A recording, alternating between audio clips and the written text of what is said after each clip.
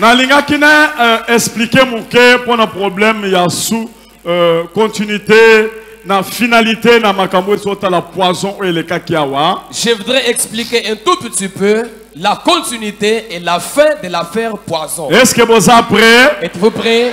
Est-ce que l'église est prête? L'église est prête. Ça va. Très bien. Tel que je vous avais annoncé, délégation. Nous avons monté une délégation.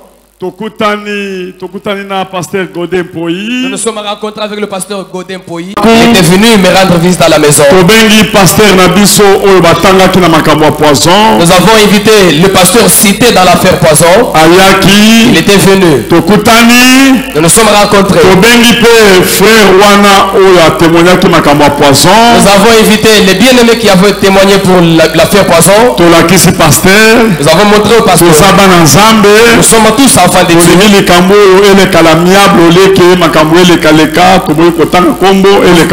Nous voulons que cette affaire passe à l'amiable au lieu d'aller sur 4 chemins. On a demandé au garçon. Le garçon a confirmé la présence du pasteur. Le garçon a confirmé en présence du pasteur. Voilà, pasteur. Il a dit, papa, tel qu'il est. C'est toi qui m'as fait donner le poison pour empoisonner Walesa. Le pasteur a regretté ma casse. Le pasteur a regretté. Parce que c'était entre nous. Et puis, pasteur a lobby. Et puis, le pasteur a dit. À cette période-là, je n'étais pas ici à Kinshasa. J'enverrai mon passeport pour voir qu'à cette période-là, je n'étais pas à Kinshasa. Il n'y a pas de problème. Nous avons dit il n'y a pas de problème. Le pasteur Godin Poyi s'est décidé de qu'on vienne encore se rencontrer. Pasteur Godin Poyi m'a amené le passeport du pasteur.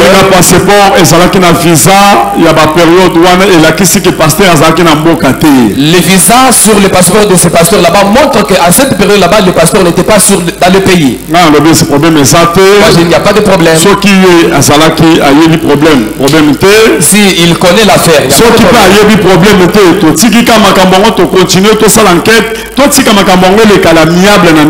aussi il ne connaît pas l'affaire, on abandonne tout, on laisse tomber et ça se passe à l'amiable. Moi aussi j'ai dit au pasteur Godin Poyi, je lui ai dit j'ai l'audio. Puisque j'avais mené des investigations à cette auprès de la garde du pasteur. Comme le garçon continue à confirmer.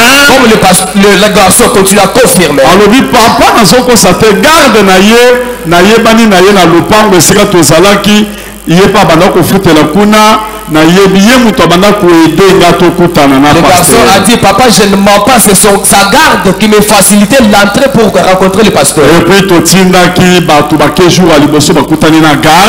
envoyé les gens le premier jour, ils ont rencontré la garde. La garde a avoué que c'est vrai, je lui facilitais la tâche pour rentrer chez le pasteur.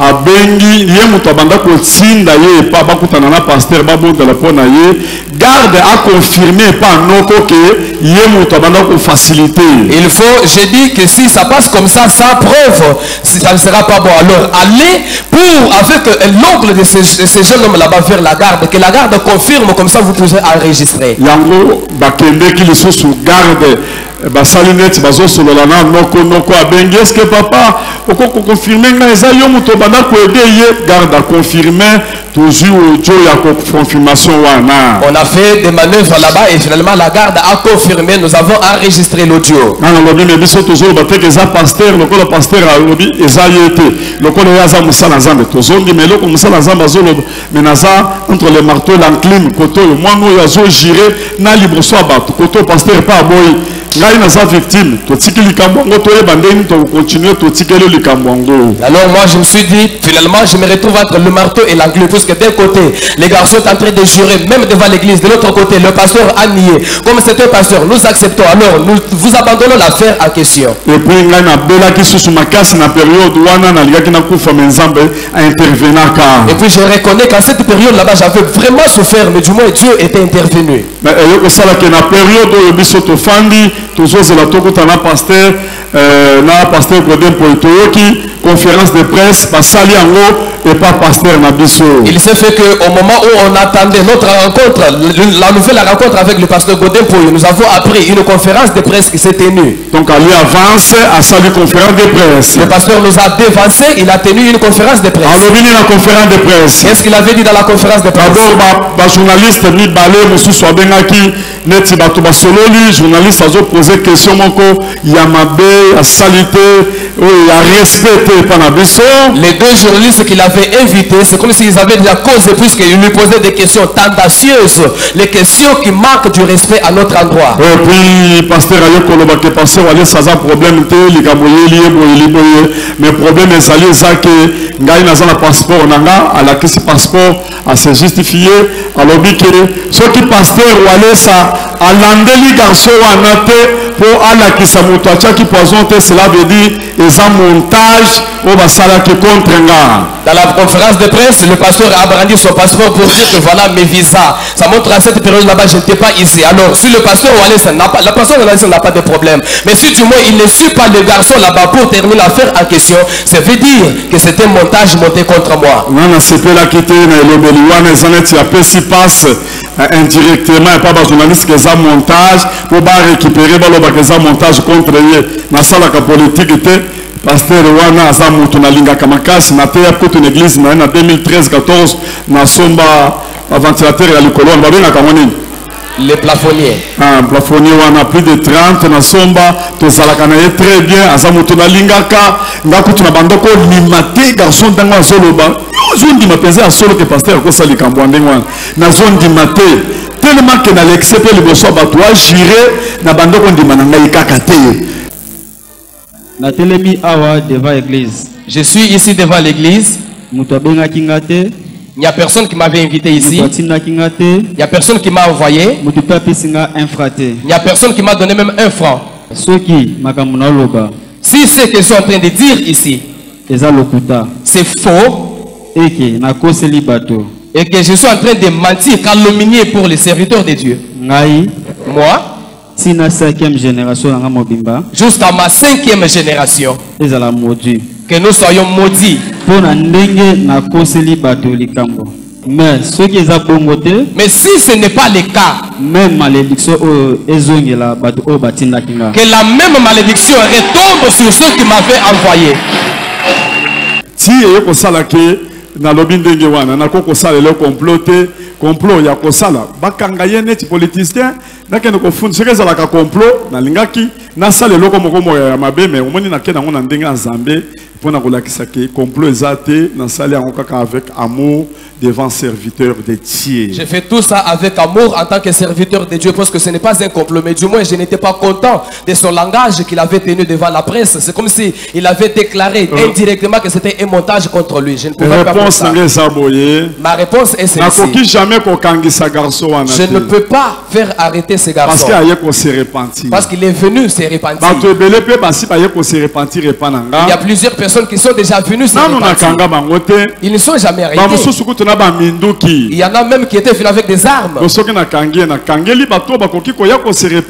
si je les fais arrêter, c'est comme si j'érige la barrière aux autres personnes qui pourraient se repentir. Et même Dieu ne prendra pas plaisir à ça. Je ne peux pas me justifier moi-même, parce que c'est Dieu lui-même qui m'avait sauvé. Amen. Amen. Mais ce que je dis au pasteur est qu'il a mal agi. Parce que nous, on attendait notre deuxième rencontre avec le Godin pour terminer l'affaire. La conférence de presse, il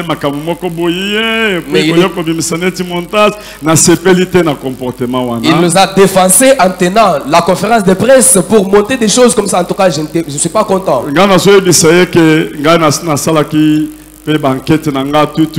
et moi na wana zalaki mingi lié et pas garde naie parce que garde naie asalaki audio tokangaki na photo na ye atiaki na carte na ye nakotinda pasteur atuna garde na ye makambo ya lobi parce que nakotia audio wana sikoyo na ndenge garde na ya lobaki tango nazo tiango atuna garde na ye eza ye mutu alobi ou bien mutu mususu garde wana alangwaki masanga pona tindi bato deux fois eza ye mutu alobi ke abanda kokosa garçon na pasteur ou bien mutu mususu soki ezali garde oyo alobaki bakuta na pasteur le problème ezala ngai te nga nazwaki garçon wana s'appuyer mingi pa garde ngai nakoko loba jamais pasteur nakende koko solo likampo nga na lingio makasi et puis ndenge eza wana makambo elingi kende ka ndenge wana siko yo koko bimisa makambo ngapo na mi justifier ngo mpe nazo bimisa audio ya garde wana na tiango yo tuna siko garde parce garde azoloba ke ya yebi garçon wana za garçon à quartier ba fanda à quartier ba yebani mais garçon lobi ma yebi garde wana ba yebani ya solo mais ye mutomanda ko faciliter ye. Allô? Oui, allô? Bonjour. Bonjour, papa. Eza maître? Hein? Ah, ouais, ngai. Ah, bon, asepeli. Asepeli mingi. Nga naza noko a trésor. Natindaka ye chaque fois. Ayaka okutana mosala na nzambe me. Ayebisanga lobi mutu moko ayedaka ye wana maître. Nayebi to soki eza yo. Ngai. Ah. Oyedaka ye po okutana papa. En tout cas, merci beaucoup. Mais akataki azoya susu tende na tunaki na bi mais ndeni nozo kende kuna na te. Finalement, azai na ba motif azako expliquer ngai te o na okende tout ça bon. Na sepela kite na lingi na bazonga na papa. Atinda biloko na ngai pa na ye a mona na papa. Lokola peut faciliter kaye, c'est bon. Comme ça, oki ko faciliter vraiment na ebite so zaki na likamso ko loba. Ils ont un peu passionné à travers na bino dans le salon parce que ils ont rarement passionné dans le salon. Mais ebi singa lobi ke mto edaka ete ezaka pas susu ndeni. Na vie ils ont pas ça papa ndé batu bayaka. Mso mona akoma ko éviter mako ya mbarama batu mapamba. Mais nga na faciliter kaye de façon à pousser naïe, n'a dans la sécurité naïe, à mon combat n'a dans la facilité, on a bureau pas né, RTS, on a voulu dire que bon, tel, avant pour ça, non, on pose un ballon. Comme tu bango, par exemple, pour ça, tel naïe, n'a au sale à toutes les façons, le lot caca, n'a mon na bureau, le lot, n'a mon niveau naïe, comme ça.